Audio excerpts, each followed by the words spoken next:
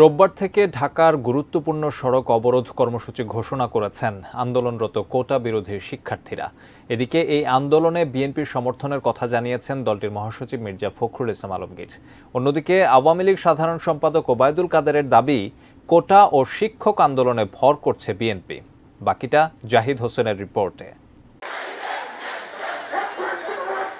সরকারি চাকরিতে কোটা পদ্ধতি বাতিলের 2018 সালের পরিপত্র পুনর্বহালের দাবিতে ষষ্ঠ দিনের মতো কোটা বিরোধী আন্দোলনে নামে শিক্ষার্থীরা।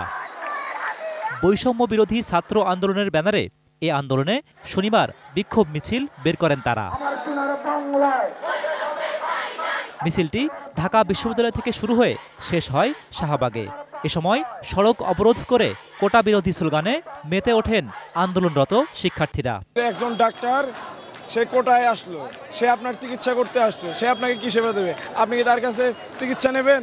আপনার তো জীবনের ঝুঁকি আছে। 1972 সালের সিচুয়েশন যদি দেখি, তখন কিন্তু নারীরা বেশিরভাগ সময় ঘরের ভিতরে থাকতো, দেখা যেত পড়াশোনার সুযোগ পেত না। যে নারীরা এখন যথেষ্ট পরিমাণে ক্যাপেবল, যতক্ষণ পর্যন্ত দাবি আদায় না হয় ততক্ষণ পর্যন্ত আমরা রাজপথে থাকবো।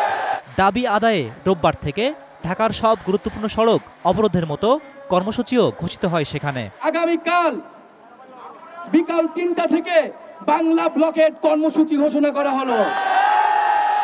শুধু শাহবাগ মনে নয়, ঢাকা শহরের শাহবাগ, সাইস্লেব, চানখারপুল, নীলক্ষেত, মতিঝিল, প্রতিটি পয়েন্টে পয়েন্টে কলেজ এবং বিশ্ববিদ্যালয়ের শিক্ষার্থীরা নেমে আসবেন এবং বাংলা ব্লকের কর্মসূচিকে সফল করবেন। এদিকে কোটা থাকলে মেধার মূল্যায়ন হয় না এমন মনে করেন বিএনপি মহাসচিব মির্জা ফখরুল ইসলাম আলমগীর। শিক্ষার্থীদের আন্দোলনের প্রতি প্রকাশ করেন একাত্মতাও। 56% যদি আমরা কোটাতেই চলে যায়, তাহলে কিন্তু আপনার যে মেধা, সেই মেধা বিকাশ সেটা একেবারে সম্ভব হবে। বিএনপির এ সমর্থনকে ভালো চোখে দেখছে না আওয়ামী লীগ। দলটির সাধারণ সম্পাদক ওবায়দুল কাদেরের দাবি, শিক্ষার্থীদের আন্দোলনের ওপর ভর করছে বিএনপি।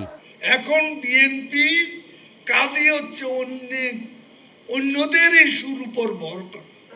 এখন শিক্ষকদের আন্দোলনের উপর ভর করবে, আবার সিদ্ধান্ত নিয়েছে কোটার উপরে, কোটা আন্দোলনের উপর ভর করবে।